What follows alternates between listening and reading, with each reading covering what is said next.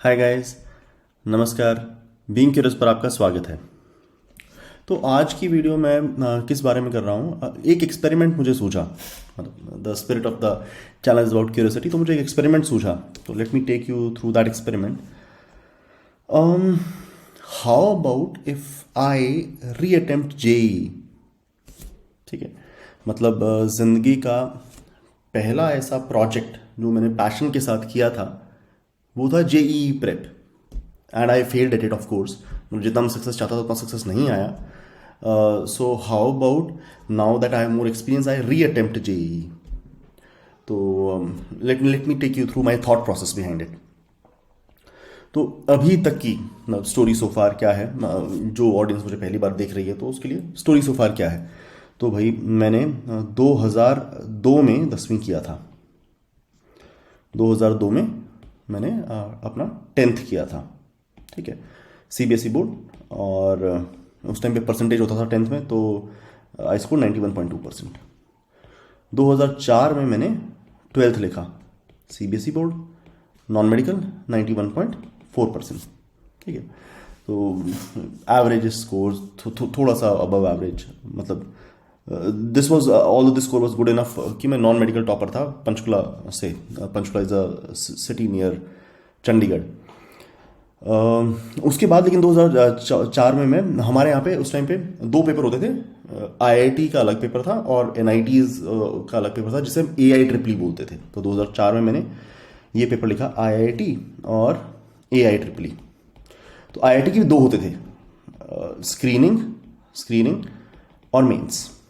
ठीक है, मतलब स्क्रीनिंग होता था ऑब्जेक्टिव, अगर आप इसे क्लियर करते थे तो आपको मेंस में बैठने को मिलता था। तो 2004 जो मेरा पहला अटेम्प्ट था, मैं स्क्रीनिंग ही क्लियर नहीं कर पाया आईआईटी की, मेंस तो छोड़ो। एआई ट्रिपली क्योंकि वो बोर्ड जैसा ही होता था, तो आई डिड डिसेंटली वेल। 8376 मेरा ऑल इंडिया रैंक आया था।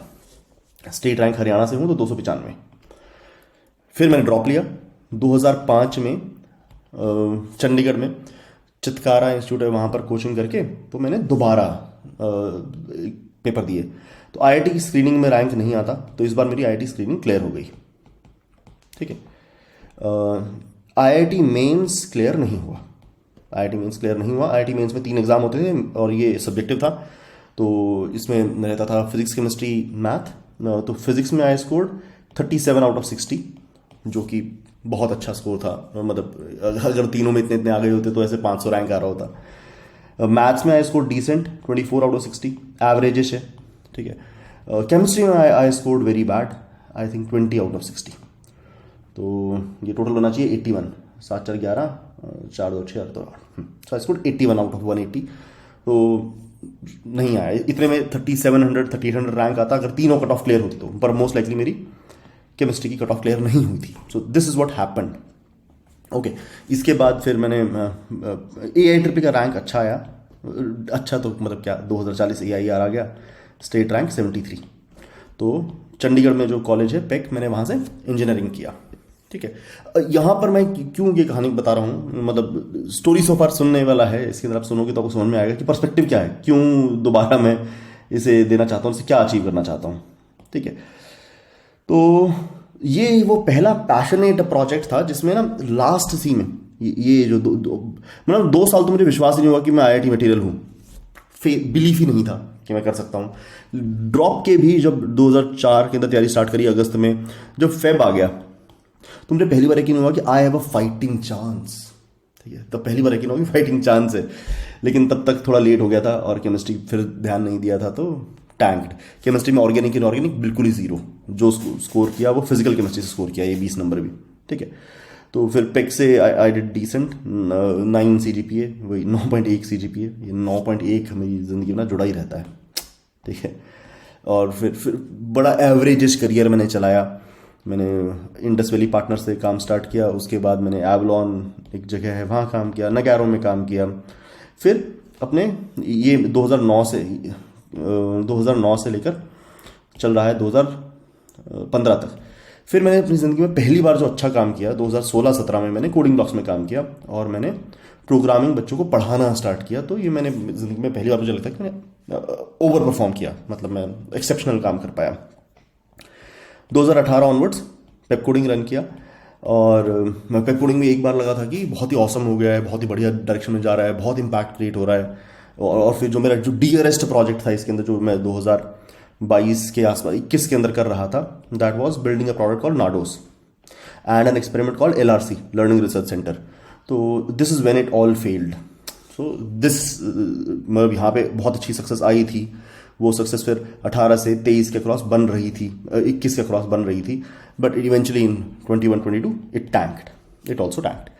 ओके, सो आईज स्टोरी सो फार के अंदर मुझे पता क्या लग रहा है कि मतलब देयर अबाउट्स बहुत समय से चल रहा है। I have never really cracked something big. ऐसा मैं बड़ी सक्सेस कभी ला नहीं पाया अपनी जिंदगी में, ठीक है। तो थोड़ा सा, so why do I want to reattempt JEE, ठीक है। तो मतलब the answer to this question कि मतलब वो वाला जो क्वेश्चन है कि am I loser for life, am I loser for life, या अब देखो उस समय पर मैं बच्चा था 2004 के अंदर, मैं बच्चा था 2004-5 में, 2005 में भी बच्चा था, तो उतना सिंसियर नहीं था, या मुझे ये समझ नहीं थी देखो कि फिजिक्स की तैयारी कर लिया, अच्छा लगता था, फिजिक्स पढ़ लिया, दोबारा मैथ्स पढ़ लिया, केमिस्ट्री मुझे पता था कि ऑर्गेनिक वीक है, लेकिन बस नहीं पढ़ा। Now I have hind site का विजडम है मेरे पास कि केमिस्ट्री नहीं पढ़ने से IIT चूक गए थे, ठीक है। तो मतलब it's a good challenge. For example जैसे आप डेड लिफ्ट उठाते हो या आप वेट लिफ्टिंग करना चाहते हो, तो it's a good challenge to give your self. कई लोग आयरन मैन ट्राई करते हैं, तो इट्स अ गुड चैलेंज कि क्या एक मुश्किल चीज़ मैं कर सकता हूँ। तो वैसे ही मैं खुद को चैलेंज दे रहा हूँ कि how about after this career of average success, average largely lot of failures, क्या इससे इतना गुबार या इतना मैं कह रहा हूँ विजडम पैदा हुआ है कि अगर मैं दोबारा तैयारी करूँ तो would I be wise enough to, और maybe have I learned new learning skills that may help me crack IIT JEE, ठीक है। तो मतलब पता क्या है, मैं ऐसा क्यों इसको अच्छा एडवाइस समझता हूँ कि क्यों ट्राई करना चाहिए। जैसे मुझे किसी को ये कहना कि IIT JEE की तैयारी कैसे करो, बेस्ट एडवाइस मैं पता कब दे सकता हूँ, जब मैंने खुद करा हो, और रिसेंटली करा हो, 20 साल पहले नहीं, ठीक है। तो my nephew is growing up, he is in doing 5th this year, so I want to be in a position मैं उसे अच्छी एडवाइस दे सकूँ। And recently we had a baby boy. मैं चाहता हूँ कि मैं जब वो IIT JEE तैयारी करे तो मैं उसे बहुत बवाल तैयारी करा सकूँ। तो वो बवाल तैयारी करने के लिए ना मेरा ये तैयारी करना ज़रूरी है, ठीक है। मुझे मतलब ऐसा इस तरह के चैलेंज मुझे को अच्छे लगते हैं। इस तरह के चैलेंज में ना पता नहीं, मतलब जैसे अब पेपरों तो नहीं बन पाया, तो इस तरह के चैलेंज में ना ऐसे जिंदगी को मकसद सा मिल जाता है, अच्छी लाइफ चलती है। तो एक नहीं, इस तरह के कई मल्टीपल चैलेंजेस है। जैसे स्किल का चैलेंज है, ये एक्चुअली स्किल का चैलेंज है। तो this is not different from कि मैं गिटार बजाना सीखना चाहता हूँ, this is not different from कि मैं लेग स्पिन करना सीखना चाहता हूँ। अब लेग स्पिन करना चाहते हो, बॉडी वैसे इट्स अ सिंपल थिंग कि ऐसा ही तो करना है, बट वो बॉडी उससे नहीं होती है जैसा आप चाहते हो कि वो आप करोगे लेग स्पिन हो जाएगी गुगली। तो बॉडी पे कंट्रोल करना, स्किल पे control, dance is no different from that, music is no different from that, to be able to do Hindustani classical music is not different from that.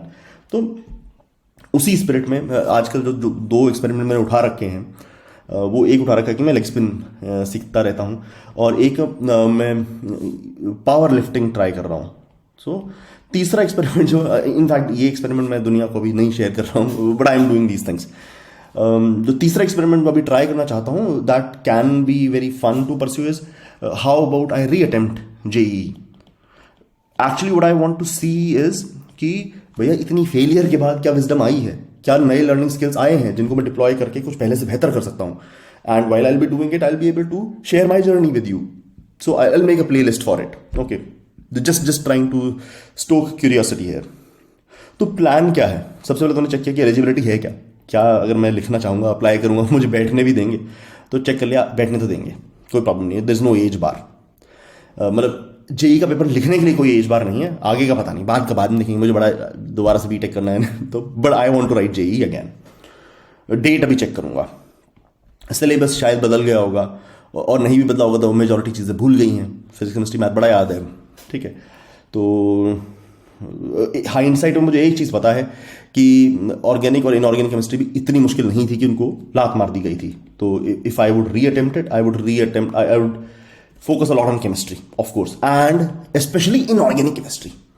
सबसे पहले inorganic, दूसरे number eat the frog first basically, ठीक है। तो अब उस time पर ये विजडम नहीं थी। और एक बढ़िया जो चीज़ जो इस बार है, जो मेरे फेवर में है, वही विजडम जो पैदा हुई है, इतनी सारी हार की वजह से जो विजडम पैदा हुई है। मैं ये जानता हूँ कि ईट द फ्रॉग फर्स्ट, भैया इनऑर्गेनिक सबसे पहले करना, उसके बाद ऑर्गेनिक करना।